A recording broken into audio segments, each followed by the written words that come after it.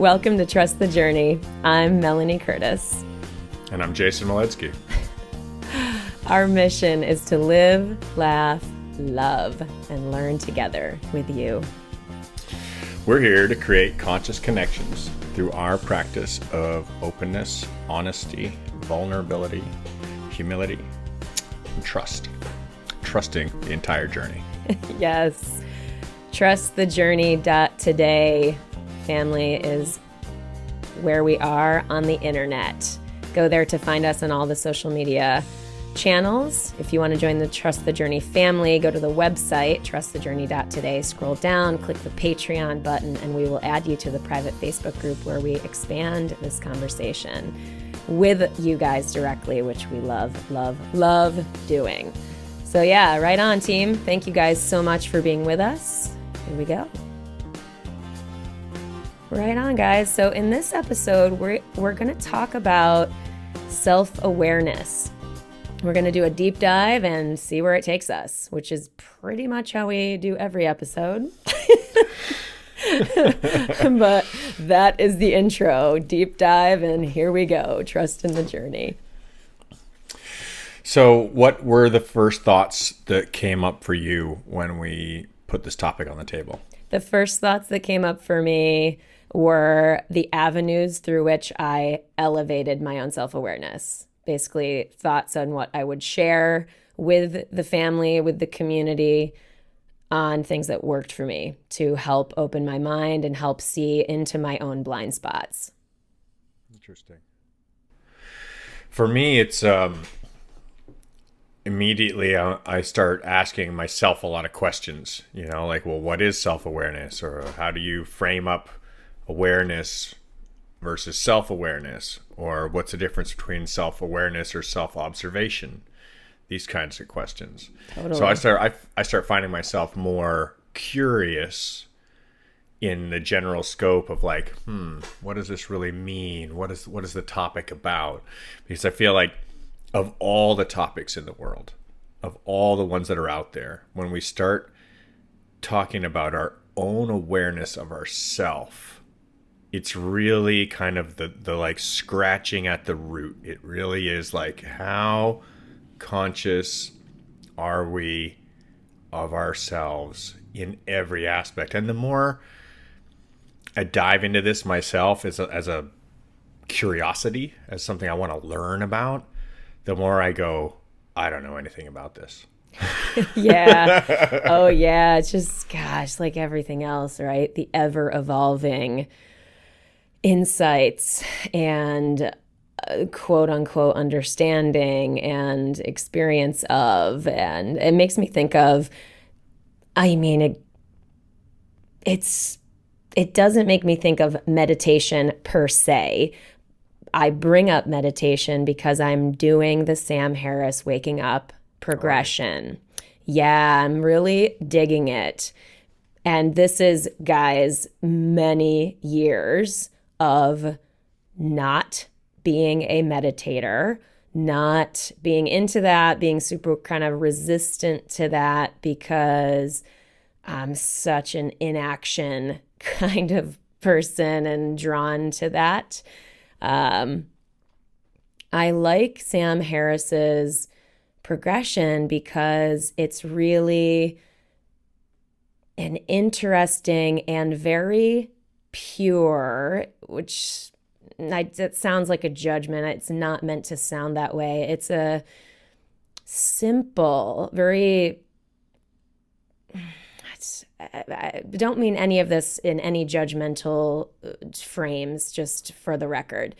It's like this simple, very not complex look at something that seems potentially very complex. This idea of what is consciousness and are we separated from that so that piece in terms of self-awareness and getting an experience and an observation of quote unquote myself separate, you know what I mean, from my ideas, from what I'm wearing, from my body, and really like having an experience with base consciousness and trying to have an access to that. It's just very interesting, and I'm really enjoying that process. So, yeah, that feels very connected to this topic. Awesome. I'm really curious to hear more about what the meditations are like. Like, what are you doing specifically in them? Can you describe any of it in a short Yeah. form? Well, I mean, it's definitely, in my experience, it is an experience, aka you sit with the app, so it's an app. It's a guided meditation, but unlike guided meditations that I've done in the past, which have helped me to quote unquote meditate, to calm my mind, to pause, to slow down, the interesting distinction that comes with Sam's app is that it really invites you over the course of days, weeks, however long you do it. And I'm only 21 days in, and I haven't done the meditation every single day. Certain days during travel I didn't do it, but I've been pretty good about being pretty consistently doing it. Yeah, and so it basically, as you sit there, you have your eyes closed most of the beginning parts of it, and it connects you to your breath. It has you watch and experience sounds and sensations in your body and notice those. It has you, and this is building over days, by the way, it has you watch for the judgments you make about feelings and thoughts as they come in. It gives you a lot of open, sort of empty space to sit and to then come back in and go if you've found yourself lost in thought. So it's really starting to get you that distinction and that observational awareness of your consciousness separate from your thoughts. It's pretty cool. And there's way more. It's building into more, but that's, I would say, an initial description of what the experience is and has Cool. been for me. I've done a fair bit of meditation over the years. Initially not knowing that it was meditation in the greater sense, in such like the moving meditation in competition, but also finding that in the world of yoga. I've been practicing yoga for a very long time, and yoga often incorporates meditation in its traditional form, at least. And as you touched on the topic there of like, how you lost in thought, rather than being able to stay the observer and switching from this mindset. I think this is probably like the number one tool of meditation, is the concept of being able to recognize when our mind is thinking or when our mind is listening.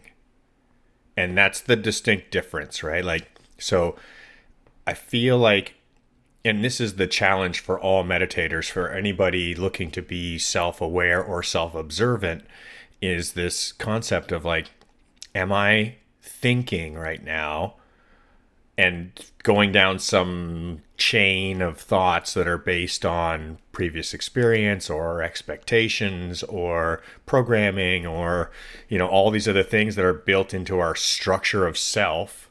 Or am I just able to just be present and not really have a movement of my mind kind of thing happening, right? And Yeah. that's very, I feel like those moments are very fleeting. Even after practicing meditation for a long time, those moments only last for a second, and then the mind wants to take off somewhere again. And I aspire, as I assume you do as well, to learn the self-control to be able to maintain these periods of openness, to really just be present to myself.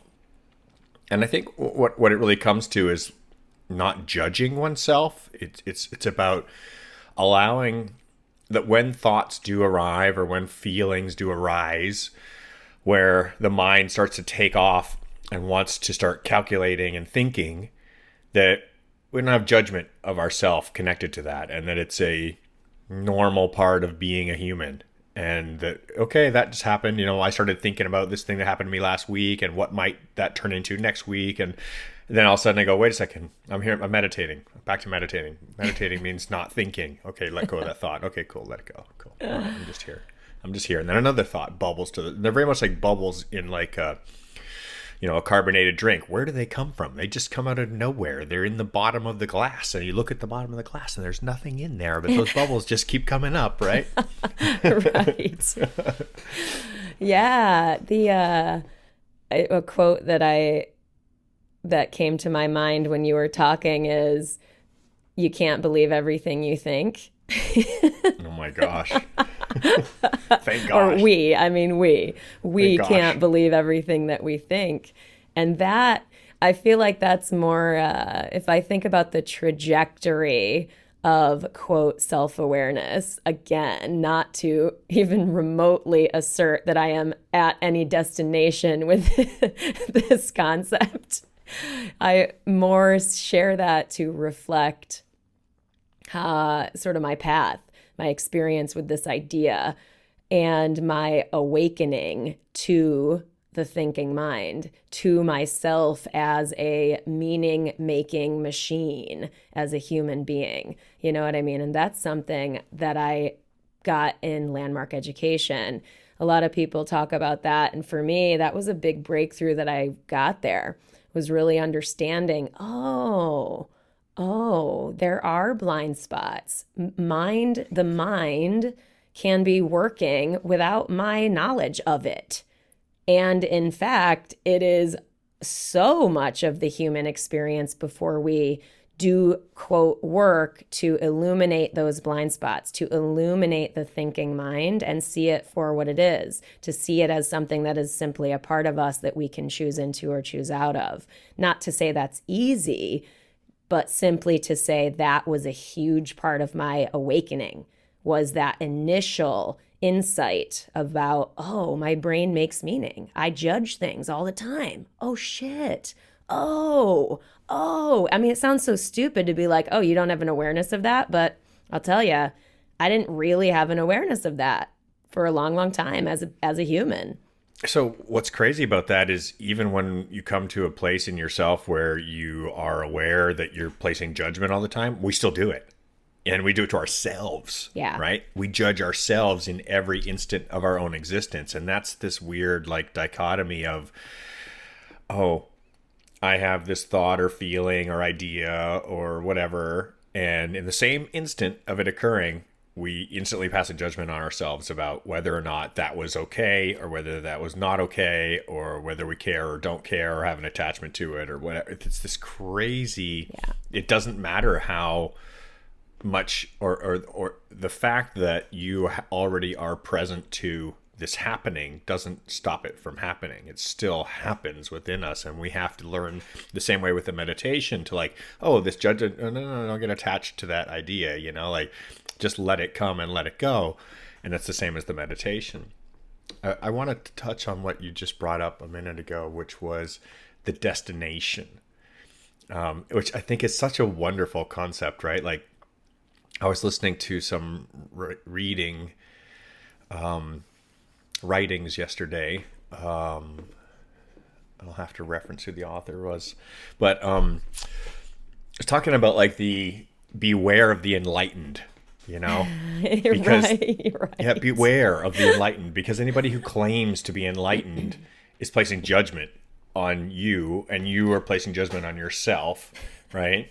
And there's this like, how can there be like a separation in any level of who knows more than what? Like, spiritual one-upmanship is a quote from Alan Watts, where I'm just like, the game of spiritual one-upmanship means my guru's better than your guru, my God's better than your God, this Thumbs whole kind down. of thing. Yeah. And that's just inside of ourselves. Like, so right now in common culture, there's a word floating around that I've become very aware of, just in, always having kind of my fingers in the pots and watching what's going on. And the word is woke. W-O-K-E, woke. And I see all these forums and like threads and where people are talking and they're like, what does woke mean to you? Right. And so this is relationship to that concept of like a destination, like, oh, I've reached a plateau. I've reached a level of enlightenment, a level of understanding, mean you've woke up. And so there's this really interesting thing where in all things in this experience, there's a polarity to it. And so in some ways, if we judge ourselves or others as being woke or unwoke, woke or asleep, essentially, then it's whether we are self-aware or not is really the kind of the determining factor that's there. It's like, oh no, I'm able to see myself and everything around me for what it truly is and not for what I've been told that it is or been given to say, here, eat the I don't know what the term is, but when you're given an idea to say this is the common way to accept something, and we go, wait a second, no, I'm not going to buy into this concept anymore. I'm going to make my own opinion about it, and therefore, when we make our own opinion, we reach a awakening, right? And so the positive polarity is this side of it, where you're like, oh, I'm conscious of myself, and I'm conscious of everything around me, and I understand the relativity of myself to the universe and the universe to me, and that brings to this concept of woke, right? But at the same time, there is a negative parallel to that where that places a judgment that others are not, right? That says that, oh, if I'm here, then there must be an opposite to this, or myself previous to this was not woke. And that in itself is like, it's the beautiful irony in life of everything always having a contradiction to it. It seems like no matter what you look for, you can always find the opposite argument, and you never win unless you pick a side. And picking a side means that you've picked a fight, right? Basically, and now you've got an opposition, and then there's this whole concept. So I feel like the true again, place judgments in this, right? I'm placing a judgment right now, and I say where's the middle way? Where's the way of water? Finding the inner balance is to just be present that all of this is always going to be like this, and there's no right and there's no wrong, it's really just that I'm just here. I'm just here, Well, I think it's important what you brought up about judgment and there being a distinction of judgment asserting something is, quote, right or wrong versus something that is right for you or us, right? So, because we choose to be in this human experience. We choose to be in society. We choose to engage with other human beings. We choose to create work and art and all of these things that we do with our human experience. So, given I choose that, in order to function theoretically in this society amidst all of these competing forces and desires and ways we can choose to spend our time, we are given the experience of what do we judge as right for us. So it doesn't assert that something else is wrong because it is not your you know what I mean? Someone else doing something else. We can, you know what I mean? So the distinction of judging for ourselves what's right for us versus judging others as right and wrong or judging an idea as right and wrong. It's more that allowance of other things as whatever is, and also making a decision and a judgment around how we're going to choose to spend our time, what kind of person we're going to be, what do we deem as quote unquote the character we want to have, and all of those things matter, right? Otherwise, we're just going to be like, nothing, never going to do anything. There's that extreme thing of can we, and this is, I would invite discussion around this because I tend to fall into that camp of I want to make decisions and judgments for what is right and wrong for my life because that then allows me to move in my life and create and connect and be in a life experience and a human experience that is of my choosing. Does it mean I'm always staying in those same decisions? No, I evolve as a human and I make new judgments of my 41-year-old self. This is right for me, going out drinking at the bars is something that was totally right for me in my 20s. It's not right for me now. That's just a simple thing, but I judge that for myself as, that's not for me now. Does that make sense? Absolutely. Yeah. So yeah, it's a weird thing, because if we get into the conversation of no judgment ever, then it eliminates this idea, or it puts us in this weird catch-22 of what, we're not allowed to make choices for ourselves in our lives. I would push back on that.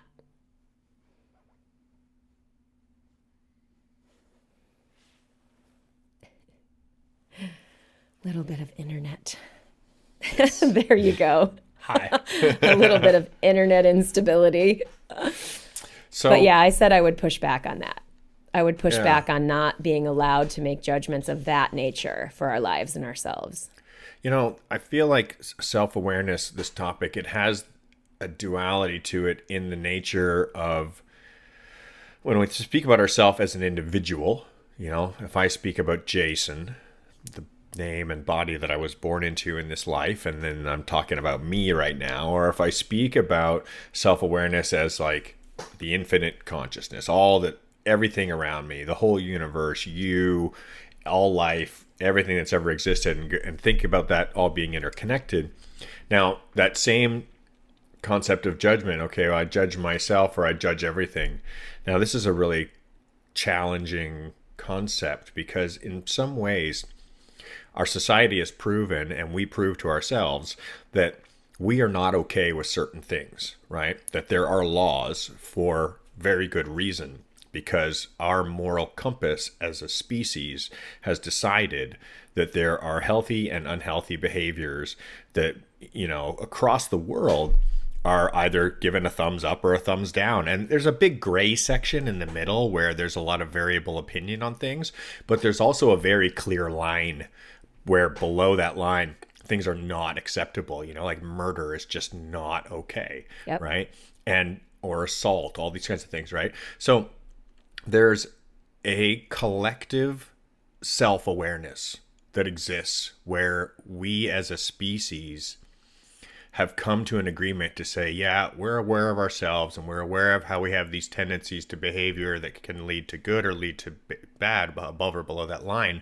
And we're going to place judgments on ourselves about how we're going to allow that or not allow that. Now, that seems to be fairly functional for the most part, because it does create a set of moral standards and guidelines for us as beings to adhere to, because in doing so, we protect our experience in this life, right?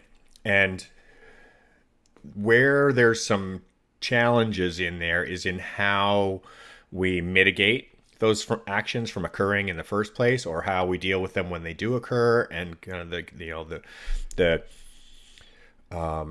mediation or response systems that are in place to deal with those kinds of behaviors as ourselves as a species.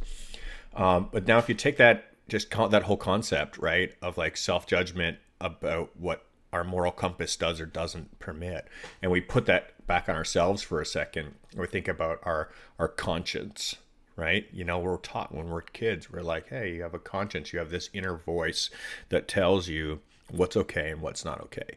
And if you listen to that inner voice, if you listen to it, you'll know when it feels right or feels wrong, right? It's just like, are you gonna the typical scenario, if you think about the cartoon where the little kid's about to squash a bug, and they're like, I don't want to kill this bug, but I'm gonna kill the bug, and they have this experience of like, what it feels like to experience the pain, be the cause of a source of pain, and to experience that pain, and that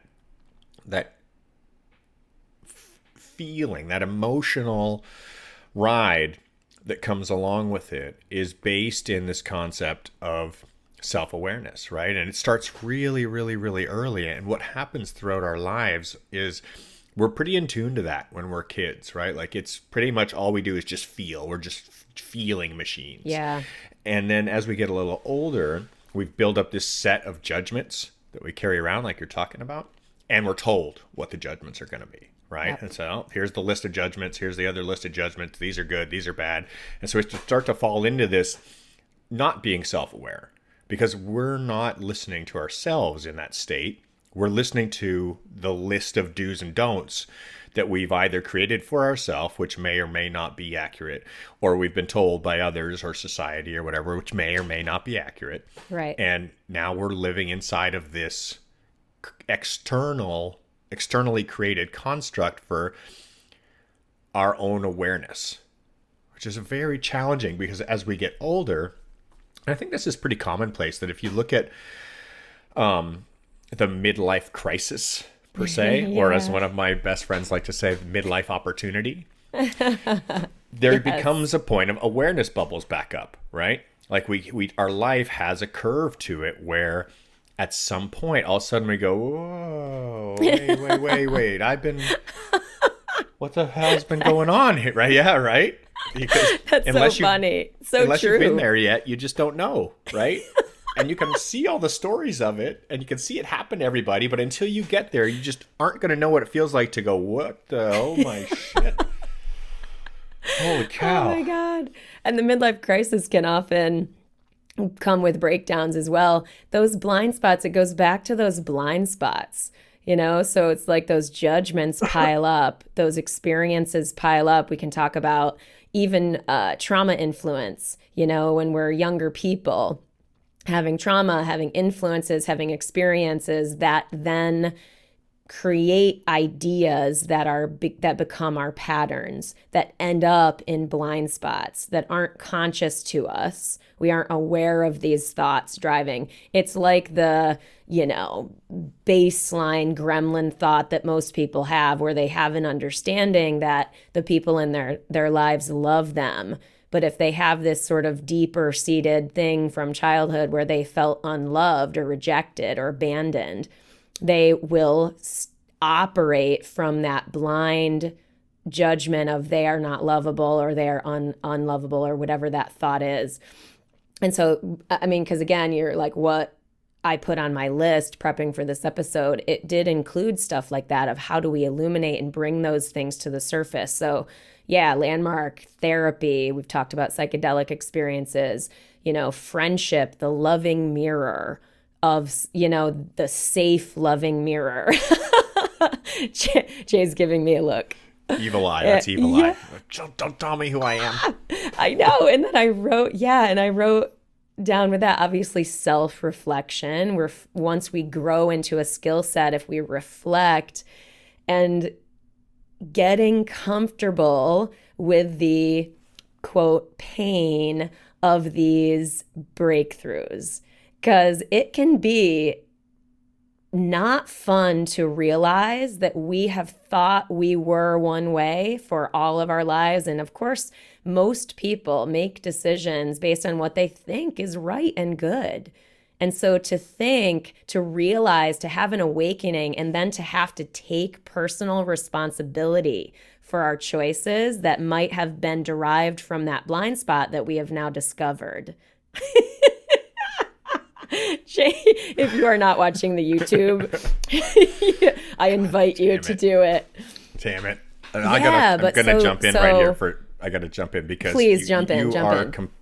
Completely like making the hair on the back of my neck stand up because I've been going through a lot of growth, and that's why we're doing this podcast, is it's about personal change and evolution. And I can't tell you the number of times where we think we are a certain version of ourselves, right? And you go through life and we're like, oh, I'm acting out of the best interest of myself. I'm acting out of what I think is right and good and what I think is healthy, and this is all the best possible decision I can be making right now because it considers all the variables that should be considered. And then you get some feedback from somebody else who cares about you or who can see from another perspective, and it's completely different. Different. And it's like a freaking dagger, and you're like, what do you mean I'm being narcissistic? I have no idea what you're talking about. God. And I'm going to stand up and take responsibility for, I've had a few friends that come to me that are people that I care about and people who are connected to me deeply enough and know me well enough that their opinion actually has some weight, because it's not just a passing opinion, you know? Right. And they say, man, the way you're acting is, narcissistic. And I'm like, what the fuck do you mean by that? And I look up narcissistic and I read the definition and I think hard about it and I try to understand, what does he mean by this? Or what does she mean by this? What do they mean by this? And I have to think about it for a long time, and so, okay, wait a second. If that person loves me, why? And they would actually be willing to have that challenging of a share, then there must be some weight to it. There must be some reason why they're doing it. So it can't just be, and this is like, they'll like just put up a block and knock that shot to the side and be like, I am not, and just carry forward. Yeah. Or do I go, wait a second, I should really And not consider what they have to reflect. say. Yeah, acknowledge it and dig back in. And so I completely get where that's coming from. So, and just to take the conversation a little bit into my own experience and let everybody reflect on that, I'll be like, fuck, Well, maybe I'm yeah. acting that way. Oh yeah, I mean, and my personal experience with the gremlin of feeling unloved and not really understanding that's easy to see in my experiences, in terms of, I fucking love people. I do. I love them, and it showed up. So that's real for me. The I love people thing is totally real for me. And with the old blind spot of needing connection and feeling unsafe, right, around disconnection, which I've shared a number of times. So like, that's the old fear of being abandoned, being unloved, being all of those sort of core gremlin thoughts that you get at when you do therapy, which, by the way, I totally invite people to do if they have access to that type of thing through their health insurance. I'm not a doctor. I'm not a therapist. I would just say, for me, it worked really well. It was a really awesome and beautiful part of my own growth and self-awareness and healing. But anyway, the seeing the so because the love of people is authentic and real, and because it was magnified by the fear of that disconnection, of that unlovable thing from the stuff I hadn't yet discovered at that point in my life. So yeah, I had tons and tons of relationships, and I completely overextended myself. I had no boundaries. I had no idea how to not give. And so as a result, my life experience delivered me a result, which was total exhaustion, complete burnout, breakdown, just basically full explosion. So it doesn't mean that there's not some complexity there. Of course, my loving of people is real. So now, if you look at my life experience and where I've gone with it, now that I have a self-awareness, I have an awareness of I love people, and I need to and want to learn and understand and then ultimately affect boundaries, my life experience is way different. My sustainable ability to love other people is there now, because I have learned these other things that I had to acknowledge I had a huge deficit in, right? Before, I was not aware that I didn't have boundaries and didn't understand that. I didn't understand it. It was blind to me. Once it became an awareness, did it mean I instantly had all of the skills relative to setting boundaries and navigating conflict? Fuck no. It was so hard.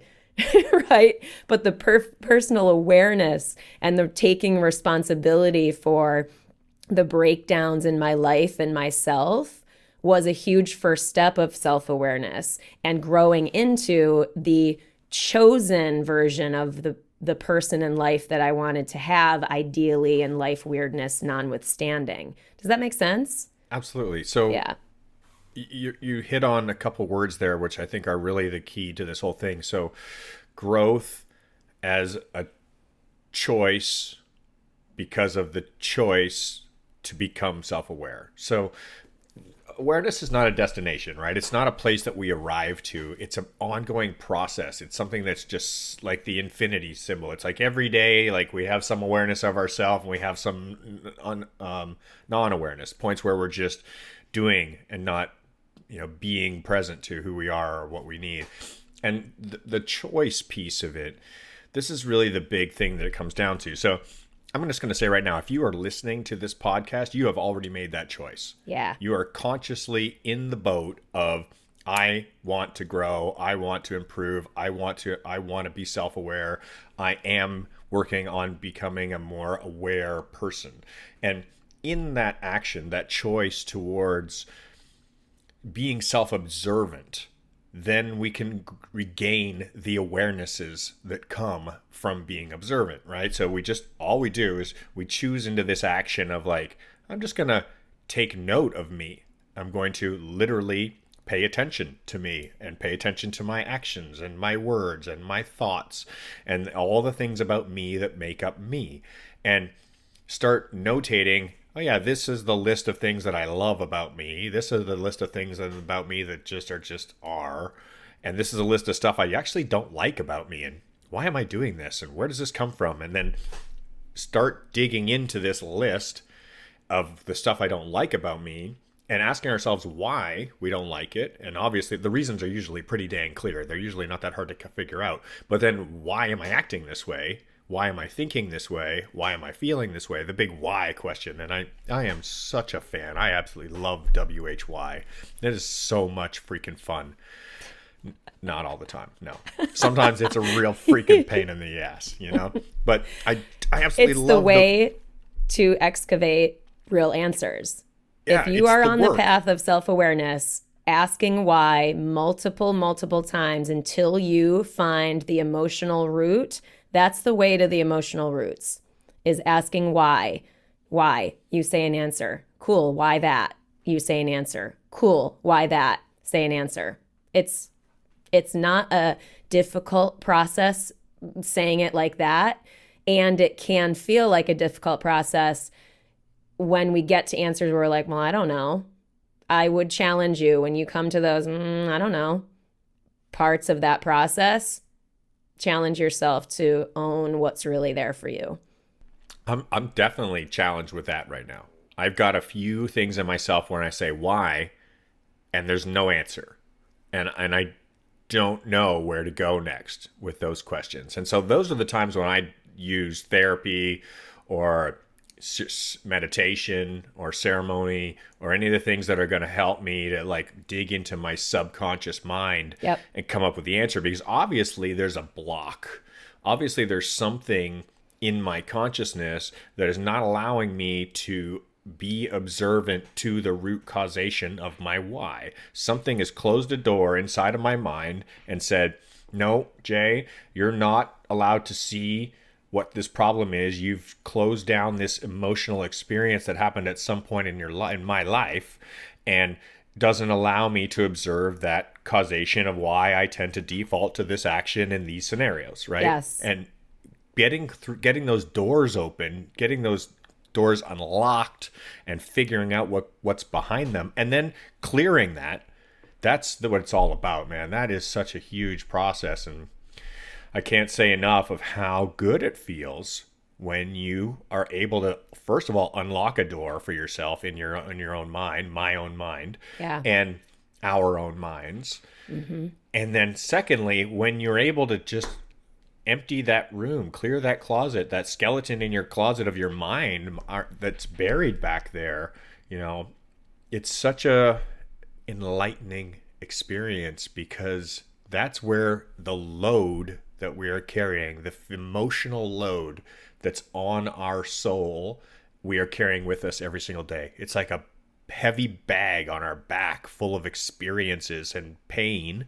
Usually it's pain that we're toting around because we haven't let it go yet. And we don't even, a lot of the time, we don't even know we're carrying it. And most of the time that's the case, right? It's crazy. So you got to really work on it to get down to those, to even know they exist. I love that you point to the professional teammates again, because of course we don't have all the skills to unearth our stuff. You know, that's why professionals exist, to help us. That's why there's so many resources. There's so many things that we can look to have experiences like you just talked about. choosing into a why excavation, and asking of ourselves of that series of questions. That is something we can choose to do. We might not feel like we do it very well. We might end up needing help with that. We might need a coach or a therapist or a friend that knows us deeply and has or a pastor or a shaman Yeah. or a Yep. counselor or whatever, a black Absolutely. magic voodoo doctor. Yeah, whatever. Exactly right.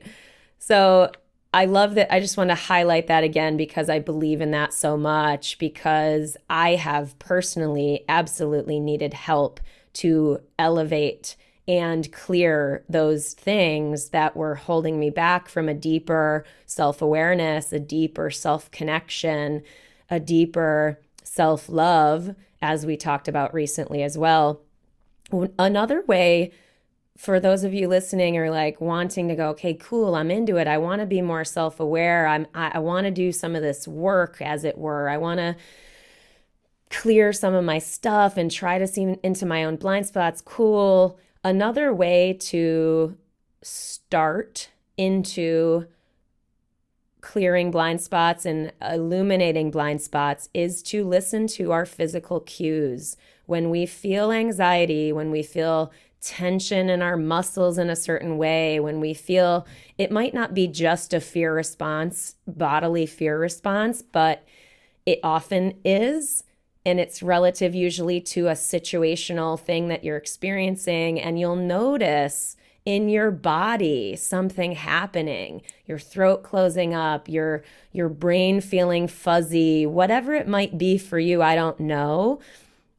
But take a look at those physical cues. And then when you have space from that experience and you're sort of renormalized from that trigger, physical trigger, then ask yourself why and start to look more closely into why you responded that way. There often is real gems underneath those physical cues.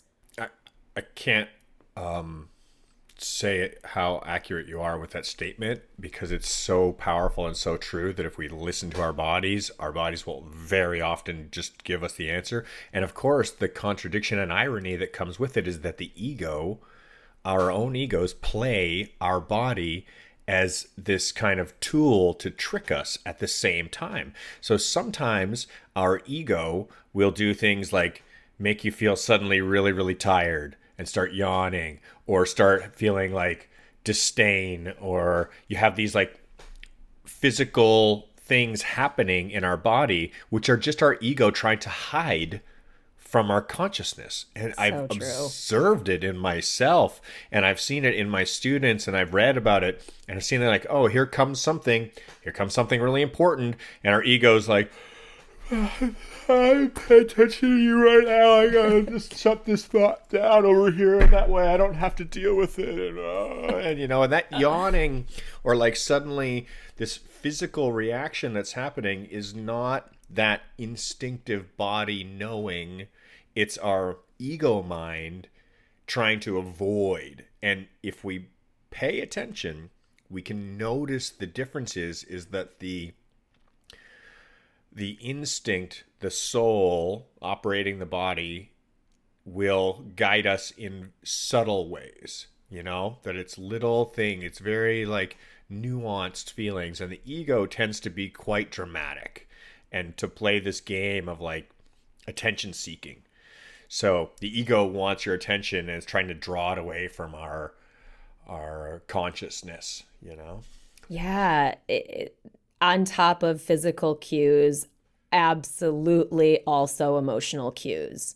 Yeah, and there's an interesting game that happens inside of ourselves, and I've become quite aware of this with especially with skydiving and base jumping and these high adrenaline, high risk sports, is that our bodies, the fight or flight response is super engaged, like high power. So, a really common occurrence for anybody who hasn't done extreme sports before is that your bowels will be like, it's time to go, right? Because it's like fear, fight or flight. It's like, I need a bathroom right now, right? And that is this, that's our bodies reacting chemically to a known danger, right? Like there's a physical known danger. Like, okay, if I'm going to go jump off a cliff, my body knows that's not safe. I've Yeah. been programmed genetically with a fear of heights before I was ever born. And that's for good reason. But at the same time, I've trained my mind over decades and thousands of times to not respond that way, to just know that this is not truly the danger that requires this type of response. So we have these instances, at least I've struggled with this in myself, is where I've challenged myself to be able to moderate the physical response and to calm it and to let the mind know, take charge and say, hey, it's okay. We're doing this out of conscious decision making and I don't need to feel this threat right now. But then at the same time, having practiced this isn't always good because we learn to turn off our thoughts. We learn to turn off our emotional or our conscious awareness of our physical knowing. You know, our body's giving us a signal saying, hey, don't do this, don't do this. I want your attention over here. But because we've practiced closing them down, we don't always pick them up. We're like, no, I'm not listening to you because I've learned over, however long not to listen. And this is something, I mean, personally, I've struggled with it because, training one side of it too heavily, doesn't lead to having the awareness that needs to be there when it needs to be there. Yeah.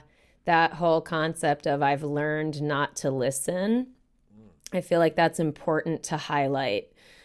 It's funny, if I reflect on emotional cues that seem, so this is something, there's like memes out there that joke about crying in the car.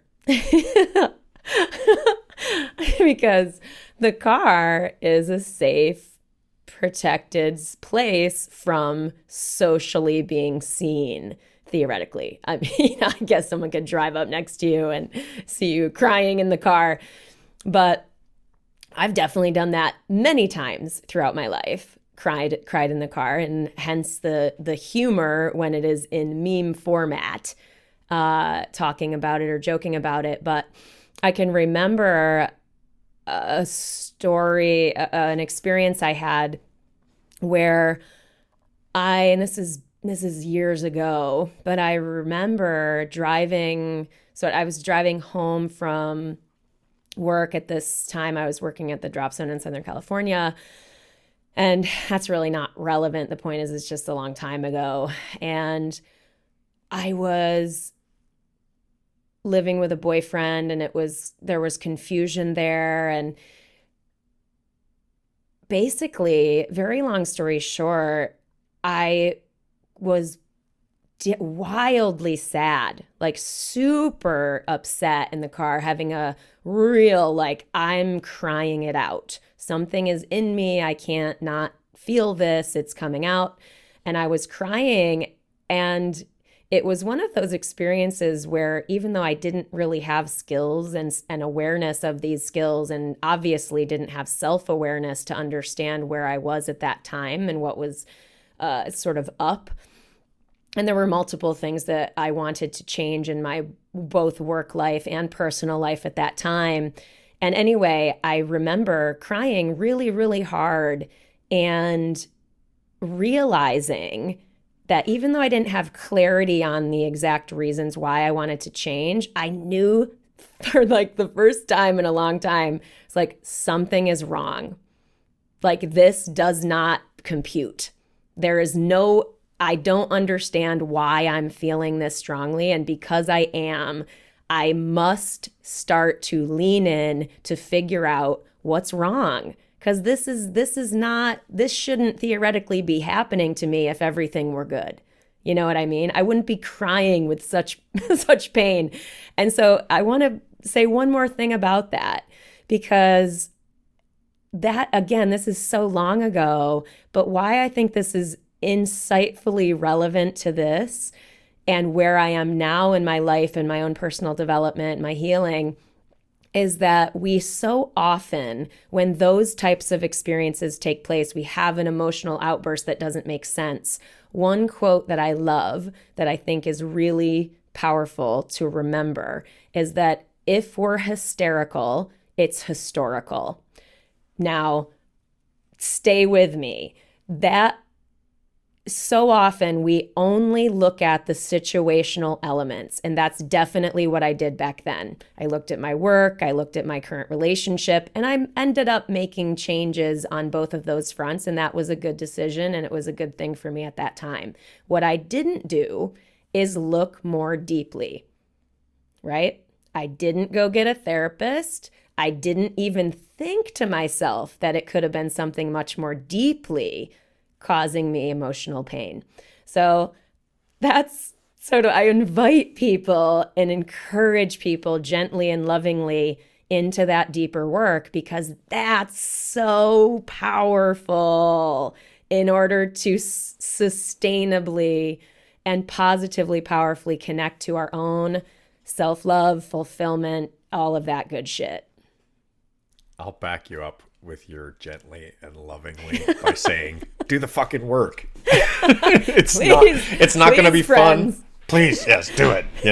I can't say enough. Like, I'm so proud of all my friends and family out there who've taken the time to make an effort to put a system in place for themselves in order to figure it out. Like, what's going on in there? And man, I'm thinking about one of my best friends right now, and I'm so proud of him, TJ. He's looking so good right now. Nice. He's all smiles and just happy. And, like, we've been touching base. And he's like, yeah, man, I did therapy. I feel better. I figured out a bunch of stuff, and it's so good.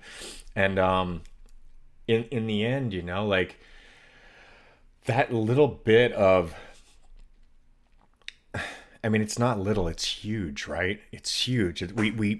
When we're on the unconscious side of ourselves, we make it little, right? And we say, some little things, but I got something bothering me. And we like minimalize it to some concept of it being like minuscule. And then once we actually dig into it and realize, yeah, it was some little thing, but it was huge, inside of our life experience for the why. The why of what we're doing and why we're doing it is a massive piece of our entire life experience. And it's incredible to see the change that occurs in people, in ourselves, when we do a little bit of the work and we dig in to gain some self-awareness, to gain some self-observation, to start putting in a few questions and going, wait, what was with that little piece right there? Why did I do that? And it's never going to be over. I was thinking about this when you were talking earlier. This isn't something that ends, right? It's not a process where we reach a goal where we're like, oh, now I'm woke. Now I'm self-aware. Now I'm freaking done. There's no done. Every day we have new experiences. Every day we have new feelings. Every day we have new processes, and there's always going to be another rock to turn over and see what's underneath it. Yeah, I'm glad you brought up the woke thing, because there's something I wanted to talk about relative to that, and something that can sneak in and cut us off at the knees when we are in a self-awareness process, and that is the desire or hidden desire for wanting certainty. So when people are like, fuck yeah, I'm woke, I got it, I got this, that can sometimes be ego masquerading as I want certainty because I feel comfortable in certainty, because I feel safe in certainty. This has happened many times in my own process and in my witnessing of other people and clients in this work of chipping away at the massive iceberg of what all this stuff is this idea of when they feel like they have and I say they, but I mean us, when we have a breakthrough that feels new and good and right and solid, it can sometimes trick people into stop because they're like, yep, I got it. Oh, there it is. So glad we had this talk, Mel, right? You know what I mean? Yeah. Versus continuing down the path, continuing down the road of the quote unquote work. And again, not that we need to torture ourselves. We can certainly celebrate and really take these insights and then lean into them and integrate. I'm more saying watch for when certainty sneaks in and stops you from continuing to reflect and grow forward.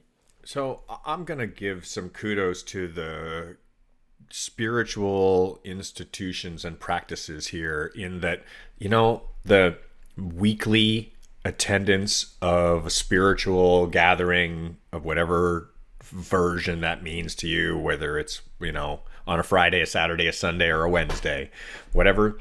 But the concept of this being a regular part of our lives, of doing this on a weekly basis, that it has a lot of foundation in it to me. I don't need to put a context on what the spirituality is wrapped around, but the concept of it being an ongoing thing that never ends, that it's just part of our lives with regularity. This is a really, really powerful piece. And if we notice, it's continuous across all realms of spirituality. It's one of the few pieces that does not change, that it's something that should continue to happen with regularity in our lives, just like we go to sleep, just like we wake up, just like we eat, we go to the bathroom, we drink water, we practice spirituality. All these things have a necessary regularity within them.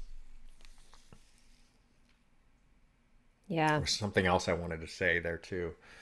It'll come to me. Yeah. Just like anything of value, and anything that we can learn to trust,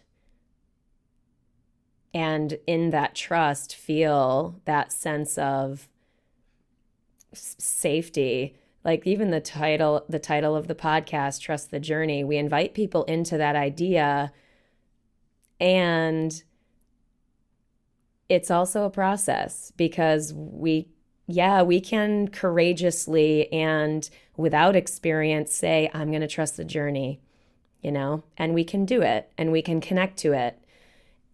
And when we have experience trusting the journey and what that delivers down the road, it's like, I actually really can trust the journey. Does that make sense? It's same definitely. sort of thing with the frequency of spirituality, the frequency of doing self-reflection, the frequency of taking personal responsibility, the frequency of looking at our physical cues and emotional cues, the frequency of doing a bigger life, coachy, deep dive thing, the frequency of ceremony, you know what I mean? So whatever those frequencies may be that support us, we build trust throughout that committed process. I love that you're using the word frequency over and over and over again right now, because it's such a beautiful play on the concept of waves, and that everything being made out of waves, and that there's this continual change all the time. And it's exactly on the point that I was trying to pull up for myself, is that from my observation, and I can only ever speak from my point of view. I can't speak from anybody else's perspective. There's only one thing that's known, that's constant, and that's change. We cannot state that anything else is a known factor, that there's any stability, and this is on that point that you were making earlier. It's like, oh, I got it. Change, right? So true. Change is the only constant. Yeah. Everything else is following that change. So, and that goes in line with the waves. It goes in line with the frequency. It goes in line with never ever getting, figuring it out, and just constantly being on the journey. That it's constantly changing. It's constantly different. I'm constantly changing. You're constantly changing. We're all constantly changing. The world is changing. Nothing is constant except for change. Yeah. Oh, so true, my friend. Oh, I love it. Well, on that note, I, as per usual, invite everyone to join us if they want to continue the conversation. The Trust the Journey family is there for you. I'm so thankful This is such a beautiful, supportive process for me. And it does support me in my own frequency of this work. And it fulfills me to feel like we're able to create space both with the podcast or with the family for people to feel supported in their engagement with whatever self-reflective or self-awareness growth process they're in for themselves. So yeah, guys, if you want to join us there, please do reach out anytime with any questions. Of course, it's trustthejourney.today is the website, or, drop us a line or whatever. I'll just give a little bit more detail in case people haven't got clarity as to what the Trust the Journey family truly is. The Trust the Journey family is a group that we have created on Facebook, which is private, which is a safe space for everybody who's involved to share their achievements, their struggles, themselves, anything that they wish to place into that safe space as a representation of their own journey.